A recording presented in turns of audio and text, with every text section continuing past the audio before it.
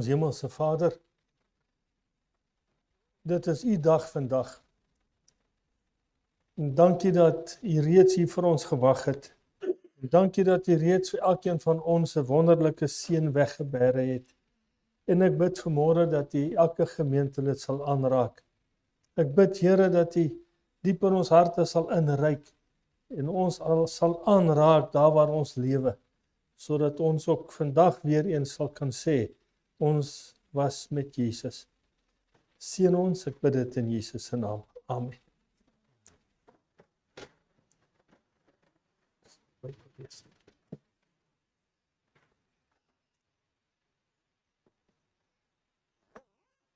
Is goed om saam met u te wees vanmôre. En dit lyk goed. Dit lyk so vrolik hier binne. Dat elkeen wat 'n blommetjie aan het. Dit lyk goed. As jy saam met my sal blaai asseblief na Openbaring 5. En ons lees saam vers 12 en 13.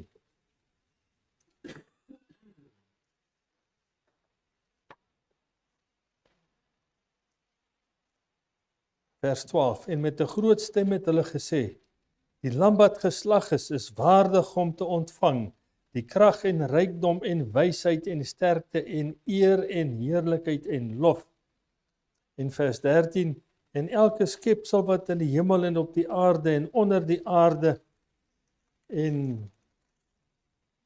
op die see is en alles wat in hulle is, het ek hoor sê, dis Johannes wat nou praat, nee, aan hom wat op die troon sit en aan die lam kom toe die lof en die eer en die heerlikheid en die krag tot in alle ewigheid. Tot sover.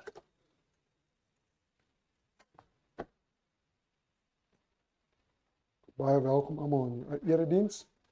Kom laat ons saam staande lied 152 sing.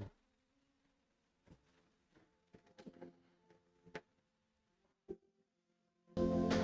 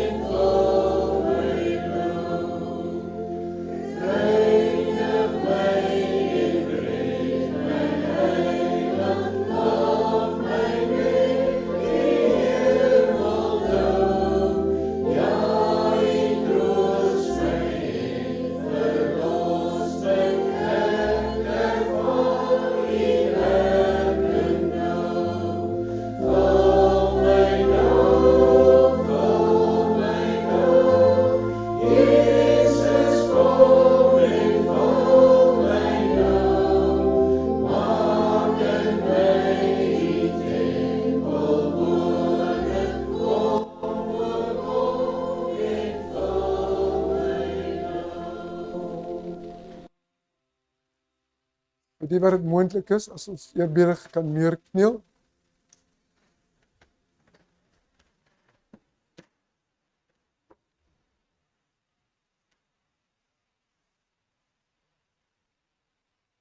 Our God and our Savior. You have just heard the hymn that we have sung. And we are in need of Jesus within us. We thank you that Jesus came to represent the Father, and we know that we need Jesus in us, and the Holy Spirit can do that for us. Yeah. And so we ask you to fill us with the attributes of Jesus. We have sung, we fall short. We have sung, we need cleansing. We know to some degree our need, and we ask and expect you to change us. Because you said so, and you do not lie, and we have requested it. So we thank you in ahead for what you're going to do within us, even now in this hour. Dear Lord, we ask that you would be Brother Lowe, you would strengthen him, that you would use his mind, his tongue, his mannerisms, to bring a message that you would have us to hear. We also wish to pray for those that are around us, each of us in the congregation who need to be fed, that we might be encouraged to stand boldly for you, irrespective of the consequences. We also ask you to be with those that are not well. Various members, there's quite a lot in our congregation. We think of them first, and then our families and friends. And then there are others besides that are far away. We ask you to attend to each one. Thank you that you can, and that you are more than willing to. So now we await your blessing. May it be in us, alive and vibrant, irrespective of our weaknesses and faults. May it overrule us. May you have your will done in us. We not only ask, but we plead. In Jesus' precious name, to your honor, and to the growth of your kingdom, we pray in Jesus' name. Amen.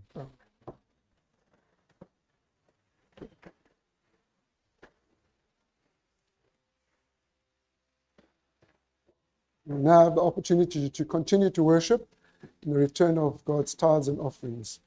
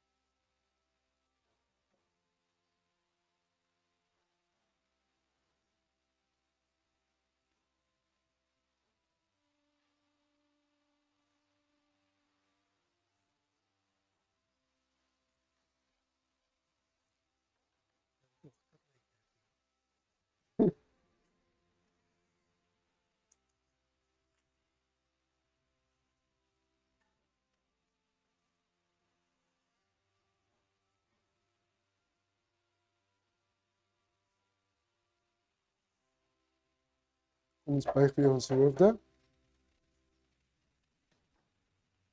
Dear Jesus, because of you and your sacrifice and your love toward us that we stand here. We thank you for the next breath that we're going to take and the one thereafter. And for the millions and billions of breaths we've taken throughout all our lives. We can't even go a few seconds without feeling the consequences of no breath. And so much more you've given us. And we return but an insignificant portion. But we ask you will multiply it, protect it, and guide it that it might go only to the places you would have it to go. Thank you that we may ask and return these small blessings in Jesus' name. Amen.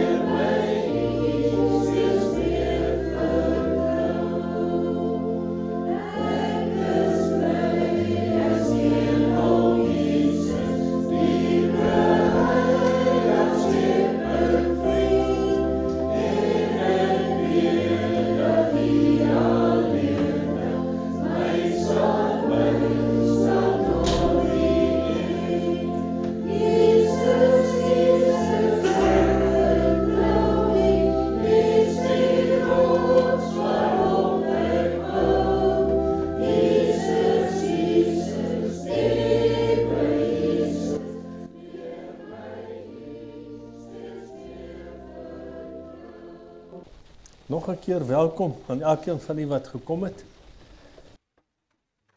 Dit is 'n hele span vanmôre. Ek het gedink ons gaan net so 5 of 7 wees vanoggend, maar ons is hier's heelwat. En dan sien ek iemand wat lank laas gesien het hier by die kerk. Harry, jy het iets reg gekry om jou dogter saam te bring. So, baie welkom by ons, al die besoekers. Dis 'n man wat ek ook hier ek nou vandag dink ek sien hom vir die eerste keer. Ja. Jou broer, Suster Valerie se broer. Baie welkom hierso. Ja, ek dink dit is die eerste keer wat ek hom sien, maar baie welkom. En al die kinders aan hierdie kant, almal wat hier is, en almal lyk so half snaaks met die blommetjies aan. Maar dit lyk mooi, dit gee so 'n bietjie kleur hier binne. Dis wonderlik. Vandag wil ek jy op 'n reis saam met my vat. En die reis begin aan die begin van die Bybel.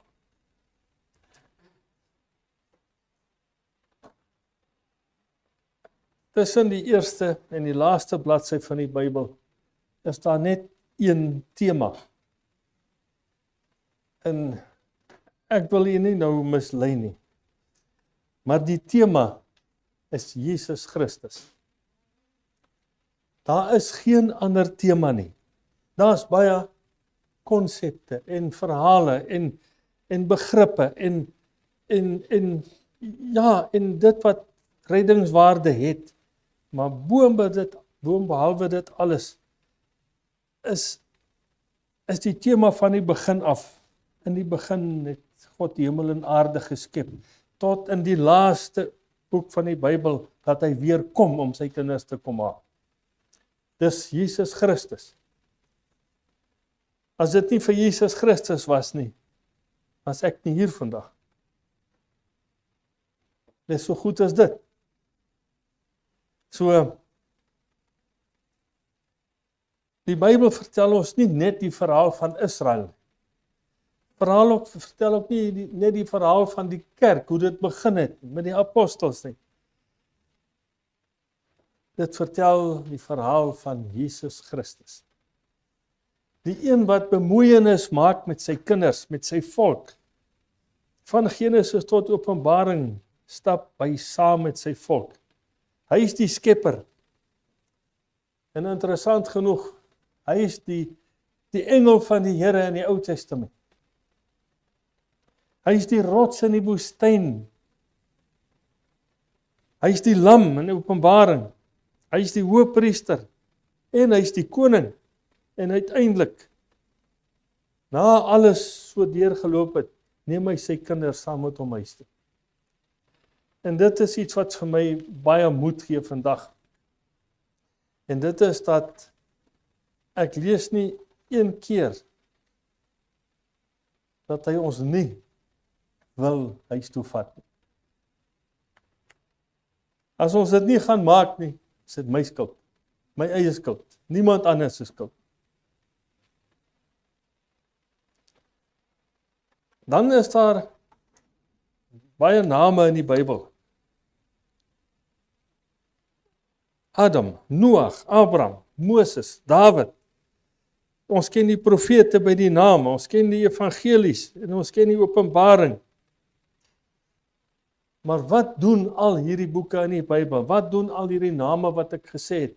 As ons hulle almal lees, waarheen wys dit? Na Christus. Na niemand anders nie. Dit wys na Christus. En as ons hom nie raak gelees het in die Bybel nie, dan vra ek vanmôre vir u, begin weer.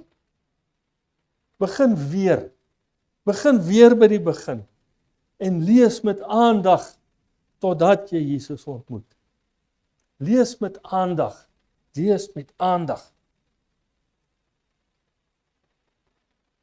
Genesis 1, vers 1. In die begin het God die hemel en die aarde geskape. Punt. Nie in die begin van die heelal se geskiedenis nie, van hierdie aarde se geskiedenis. Dis waarby ons gaan bly vandag. Hierdie aarde se geskiedenis, hierdie aarde het 'n begin gehad. 'n Skepingsbegin. Van hierdie dag af gaan ons begin. En Johannes neem ons terug na dieselfde begin. Ons kyk na Johannes 1 vers 1 en 3. Ons kan daar saam bly as jy dit wil doen. Johannes 1 vers 1 tot 3. In die begin was die woord en die woord was by God en die woord was God en hy was in die begin by God. Alle dinge het deur hom ontstaan en sonder hom het nie een ding ontstaan wat ontstaan het nie. So, punt. Genesis sê God het geskape. Johannes sê die woord het geskape. Paulus sê in 1 Kolossense 1 vers 16 en 17. Kom ons bly saam soontoe. 1 Kolossense. Of Kolossense 1, nie 1 Kolossense nie, Kolossense 1 vers 16 en 17. Want in hom is alle dinge geskape wat in die hemele en op die aarde is, wat sienlik en onsienlik is, trone sowel as heerskappye en owerhede en magte. Alle dinge is deur hom en tot hom geskape. Hier kom die eerste ding wat Satan aanval. En Satan kan dit nie anders doen nie. Hy begin hier aanval. Hy val aan die feit dat Christus die skepper is. Hy probeer dit afbring, dat ons nie sal sien en erken dat Jesus Christus die skepper is nie. Want as hy nie die skepper is nie, is hy ook nie die Here van die Sabbat. Nie waar? En as hy nie die Here van die Sabbat is nie, verloor die eerste Engelse boodskap sy totale waarskuwing en fondasie.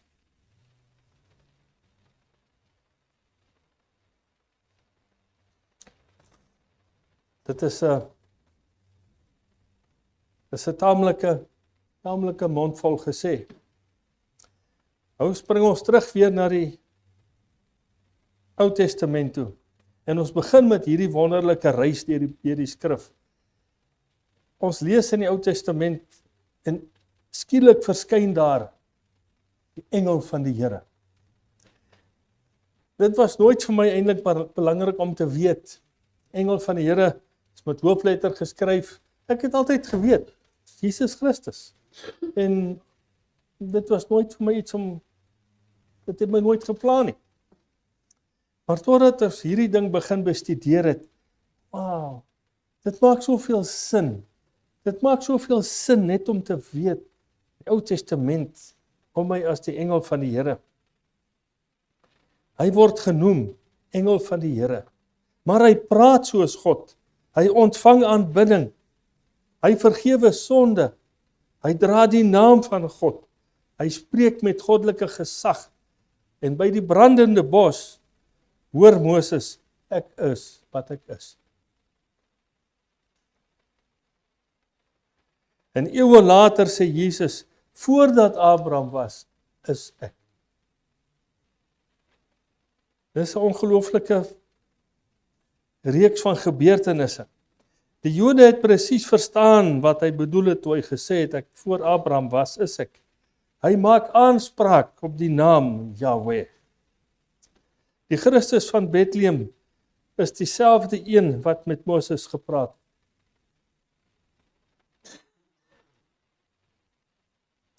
Mos vat die woestynpad. Israel trek uit Egipte uit weg. Wie lei hulle? Moses? Moses is net die man met die staf.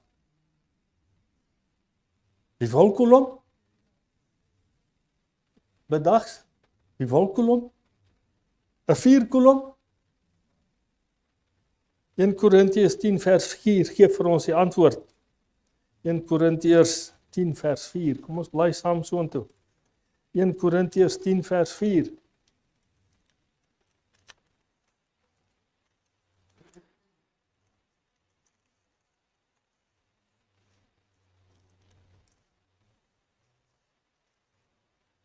Ek was verstom daaroor. Ons kan maar voor begin, op vers 3 begin en almal dieselfde geestelike spys geëet het, en vers 4 en almal dieselfde geestelike drank gedrink het, want hulle het gedrink uit 'n geestelike rots wat gevolg het, en die rots was Christus. Onthou jy die verhaal van Israel? Die water wat uit die rots uitgeloop het? Christus. So, die antwoord het ons gekry. So, Christus is die rots, die ewige rots. Nie net altyd die een wat water gee nie, maar tog is dit die lewenswater wat uit die rots uitvloei. Want hulle het gedrink uit 'n geestelike rots. En dit beteken, my broer en suster, toe Israel dors was Christus daar. Toe hulle honger was Christus daar. En toe Amalek hulle aangeval het, was Christus daar. En toe die wet gegee is, was Christus daar. Die hele woestynpad was 'n reis saam met Christus. En my woestynpad is nie anders as die volk Israel se. Ons is ook in 'n lewenswoestyn. Ons is ook op pad. En soos wat Christus Israel gelei het, lei hy steeds sy kerk.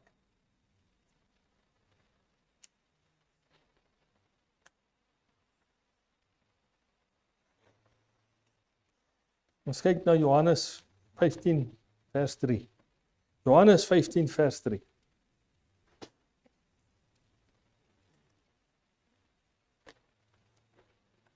Johannes 15 vers 3.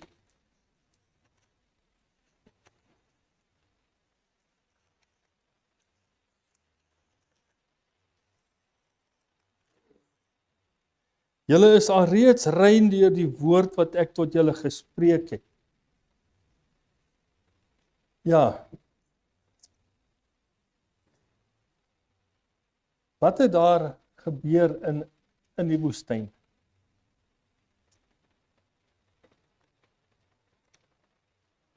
Kan jy onthou? Leef terug. Lees in die gedagtes terug wat gebeur het. Israel trek.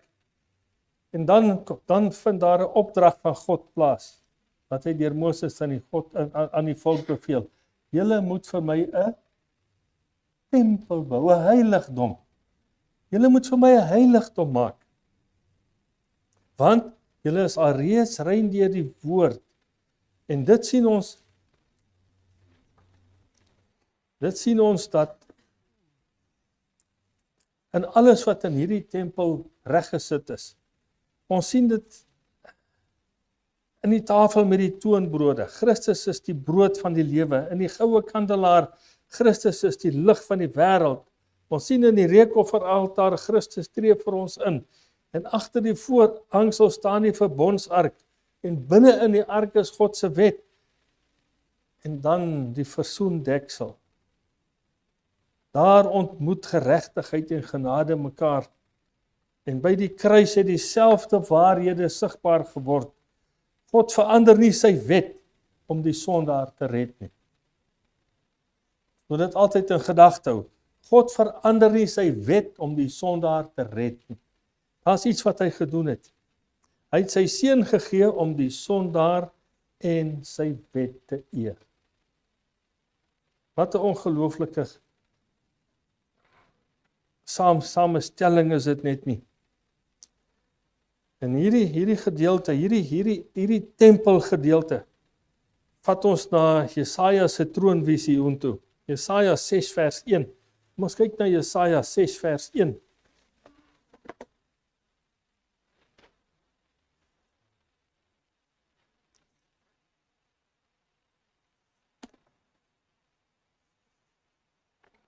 Dit is die ouens om vinniger hier. In die sterfjaar van koning Osia het ek die Here sien sit op 'n hoë en verhewe troon, terwyl sy some die tempel gevul het.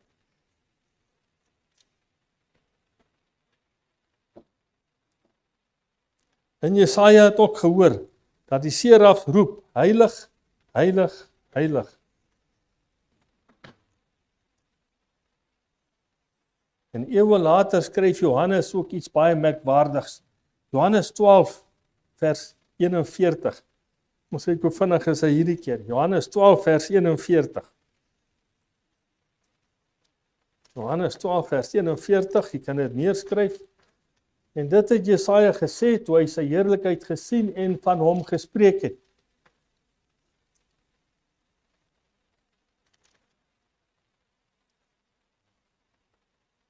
Wat het Jesaja gesê?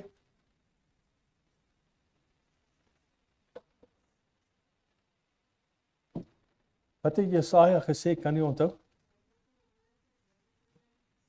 Ja, en van wie praat Johannes hier in Johannes 12 vers 41? Van Jesus Christus. Met ander woorde, die een wat Jesaja op die troon gesien het, is dieselfde Jesus wat in Bethlehem gebore is.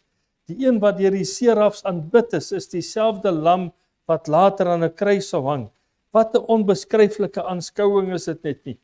Die koning van die heelal het 'n diensknegt geword. Paulus beskryf dit so in Filippense 2 vers 6 tot 8. Filippense 2 vers 6 tot 8.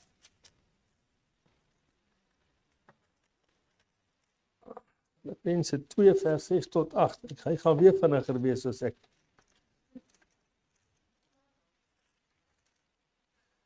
Hy wat in die gestalte van God was, het dit geen roof geag om aan God gelyk te wees nie. Met ander woorde, die een wat Jesaja op die troon gesien het, is dieselfde een wat in Bethlehem gebore is. En na hierdie vreeslike aanskouing word die koning van die heelal het 'n diensknegt geword. En van die troon af is hy na die kruis toe. En Paulus beskryf dit soos wat ons nou hier lees. Christus het homself eintlik verneder, nie omdat hy minder God geword het nie, maar omdat hy uit liefde die gestalte van 'n diensknegt aangeneem het.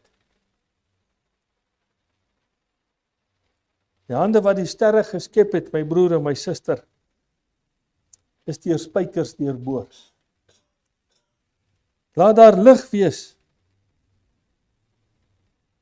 Daardie stem wat gesê het, laat daar lig wees, roep ook nou aan die kruis, dit is volbring. Die lam oorwin van die kruis na die hemelse heiligdom en na sy opstanding vaar Jesus op hemel toe. Waarom? Waarom? Die antwoord is baie eenvoudig. Jesus het opgevaar hemel toe om iets spesifieks te gaan doen. Hy het gesê, ek gaan om vir julle te gaan plek berei, want in die huis van my Vader is daar baie wonings. Baie interessant. So hy het nie net teruggegaan hemel toe net, om hemel toe te gaan. Hy het gegaan om 'n taak uit te voer. Die Hebreë skrywer sê hy gaan die ware heiligdom binne. En dit is vir ons 'n baie belangrike een. Hy hou nie op om vir ons te werk nadat hy opgevaar het hemel toe nie. Hy hou nie op met werk vir ons nie. Hy's gedurig deur besig om vir sy kinders te werk. Sy hemelse bediening het begin met sy hemelvaart. En daarom, my broer en my suster, leef die een ek as Christene nie net by die kruis nie. Ons leef ook by die troon, die een wat Jesaja gesien het, en ook die een wat Johannes later gaan sien, waaroor ons gaan praat. En daarom leef ons nie net by die kruis nie, ons leef ook by die troon. Die kruis het die offer voltooi. Die heiligdom pas die verdienste van daardie offer toe. En daarom sê Paulus in Romeine 8:34. Romeine 8:34. gaan weer vinniger wees as ek.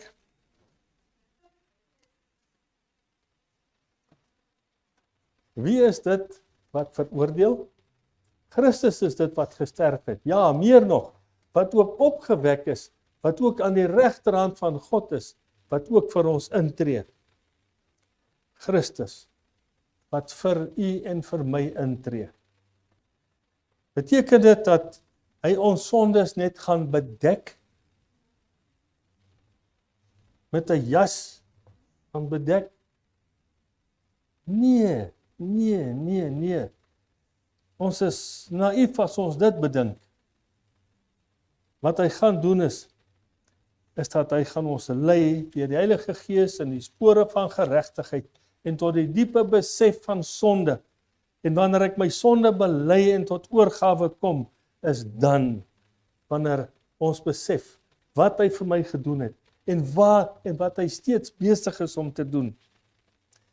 En van die troon van genade na die troon van heerlikheid vat hy ons.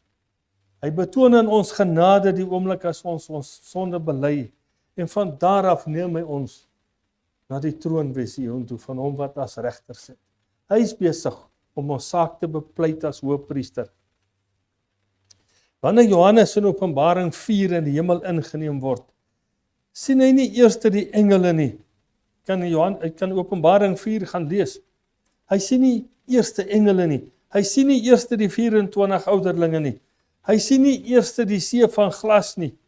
Wat sien hy? 'n troon. Dis eerste wat hy sien, 'n troon. En ek het die vraag gevra, waarom sien hy die troon eerste? En die antwoord is baie voor die hand liggend. Omdat die heelal deur God se regering in stand gehou word vanaf die troon. Ons geloof rus nie op omstandighede nie.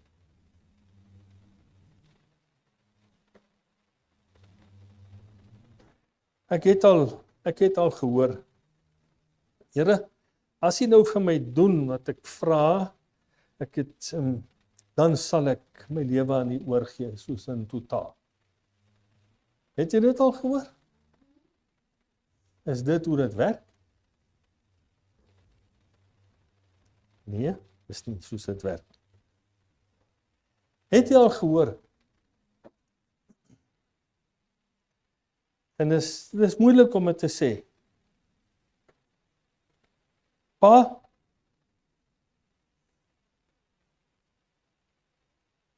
ek het nie Jesus nodig nie. Want jy het altyd vir my alles gegee in die lewe wat ek wil hê. Ek weet nie hoe om te vertrou nie.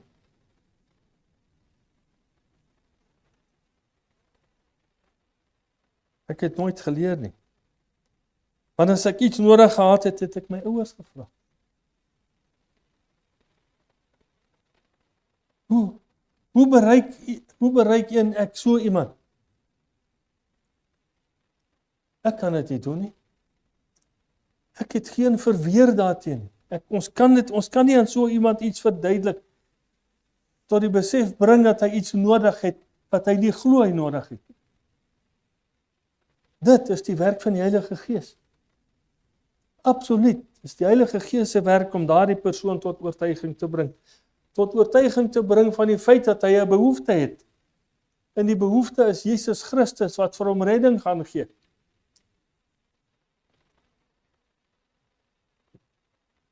Ons geloof rus nie op omstandighede nie. Dit rus op die feit dat God nog steeds op die troon is. Hoe donker die wêreld ook al word, hoe groot die afval ook al word, hoe magtig die dier ook al lyk, die troon staan vas. En dit is waarom Dawid kon sê in Psalm 103 vers 19, die Here het sy troon in die hemel gevestig en sy koninkryk heers oor alles. Iets merkwaardigs gebeur as Johannes verder kyk in die visioen waarin hy is. Hy sien 'n boekrol. As jy Openbaring gelees het, dan kom hierdie prentjies terug na u toe. Hy sien 'n boekrol. En niemand kan dit oopmaak nie. En dan word die hemel stil. Toe sê een van die ouderlinge, moenie ween nie. En Johannes, ek glo, hy het verwag om 'n leeu te sien. Hy het verwag om die leeu van Juda te sien. Maar wat sien hy? Hy sien 'n lam asof hy geslag is, Openbaring 5 vers 6. Johannes sien 'n lam asof hy geslag is. En die lam staan in die middel van die troon. Dis een van die diepste waarhede van die hele skrif.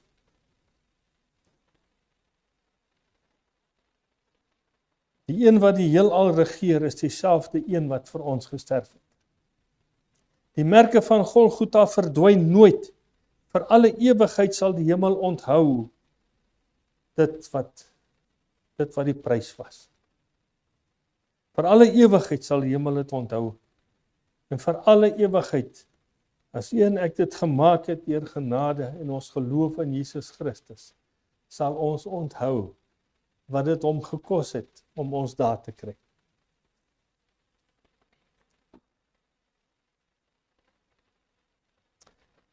Vir alle ewigheid sal die hemel dit onthou. Liefde het die oorwinning behaal. En skielik breek die hemel uit in lof. Miljoene engele roep, die lam wat geslag is waardig. Nie omdat hy mag geneem het nie, maar omdat hy homself gegee het. Die hemel aanbid nie bloot God se mag nie. Die Here aanbid hom vir wie hy is. Sy liefde, sy genade, sy geregtigheid. En daarom sê Openbaring 5 dat elke skepsel uiteindelik sal erken aan hom wat op die troon sit en aan die lam kom toe die lof, aan niemand anders nie. Die Vader en die Seun word saam aanbid. Dit bevestig die goddelike waardigheid van Christus.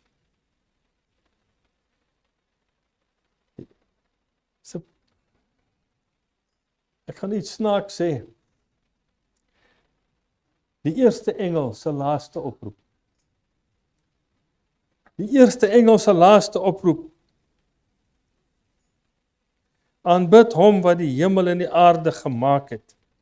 Dis nie bloot 'n oproep om die Sabbat te onderhou nie, my broer en suster. Dis 'n oproep om die Skepper te aanbid. En volgens Paulus en Johannes is Christus die Skepper deur wie alle dinge geskape is. En daarom is die eerste engel se boodskap terselfdertyd 'n oproep om die Vader te eer.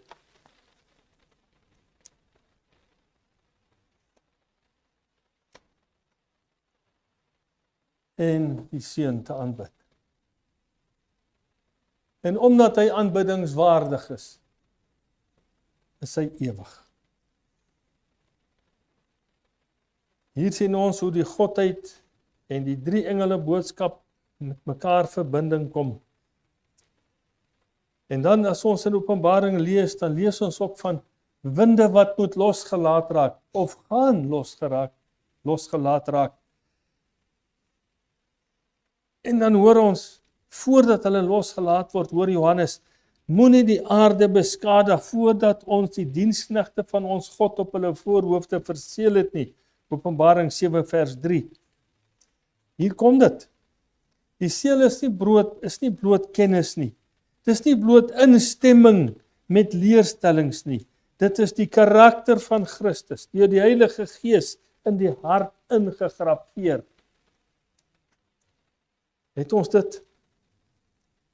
Voordat hierdie winde losgelaat word, moet die karakter van Christus deur die Heilige Gees in die hart ingegraveer word. En dit sal gebeur. Dit sal gebeur. Die wet van God word nie net op kliptafels gesien nie. Dit word op die vleestafels van die hart geskryf. En die volk wat uiteindelik sal staande bly, is nie volmaak in eie krag nie. Hulle leef in afhanklikheid van Christus, hulle hoëpriester. As dit nie vir Christus was wat intree nie, as hy nie my hoëpriester was nie, wat was die doel van lewe op hierdie aarde? Wat was die doel? Maar daar kom 'n dag wanneer die bediening in die heiligdom voltooi sal wees. Die laaste saak sal beslis word. Die laaste gebed sal verhoor wees. Die laaste traan sal opgeteken wees. En dan sal Jesus opstaan. Die hoëpriester sal as koning verskyn. Die hemel sal oopgaan en die basuin sal klink. En Johannes sê in Openbaring 1 vers 7, kyk, hy kom in die wolke. Dieselfde Jesus wat Israel deur die woestyn gelei het. Dieselfde Jesus wat aan Jesaja verskyn het. Dieselfde Jesus wat aan die kruis gehang het. Dieselfde Jesus wat vandag in die hemelse heiligdom vir ons intree, sal kom om sy kinders huis toe te neem. Dan sien Johannes iets wat alle menslike taal te bowe gaan. Openbaring 21 vers 3. As ek bevinnig is hy nou. Openbaring 21 vers 3. En ek het 'n groot stem uit die hemel hoor sê, kyk, die tabernakel van God is by die mense, en hy sal by hulle woon, en hulle sal sy volk wees, en God self sal by hulle wees as hulle God. Sien jy die sirkel wat voltooi is? In Eden wandel God met Adam. In die woestyn woon God by Israel. In Bethlehem woon God onder die mense. Vandag woon hy deur die Heilige Gees in ons mense se harte. En in die hemelse heiligdom dien Christus sy volk. En in die nuwe Jerusalem woon hy vir ewig by sy verlosters. Die hele Bybel vertel een verhaal. God wil by sy kinders wees. God wil by sy kinders wees. Hy wil nie een laat verlore gaan nie. En dit is waarom hy hierdie vreeslike prys betaal het aan die kruis. My broer en my suster, ons reis is ook 'n woestynpad. Dis nie altyd maklik nie. Dis droog. Partykeer is die water bitter. Nou die water van Mara. Partykeer is die water bitter. En partykeer is 'n stomp hout nodig om die water drinkbaar te maak. Kan maar die connection maak. Daar is dorre plekke, daar's beproewings, daar's versoekings.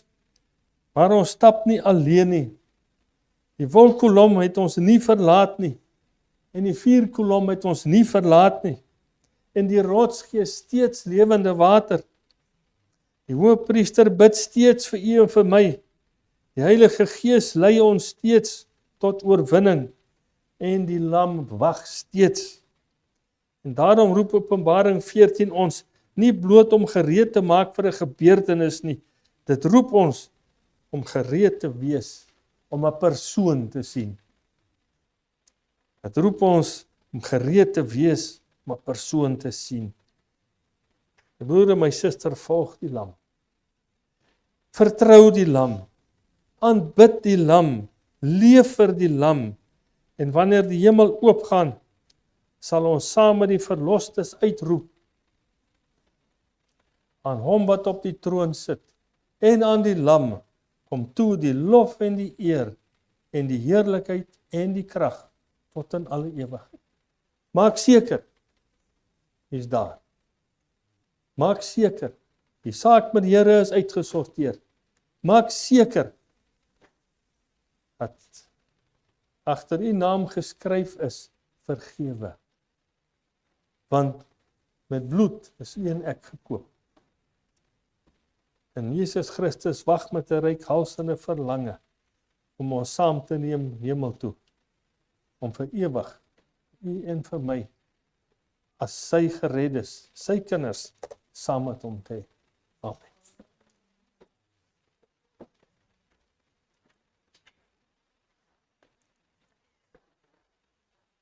Ek kan dit nou nie in Afrikaans sê nie, but what a momentous theme to contemplate and to appreciate. En as ons staan saam in die laaste lied 222 sing. Yeah.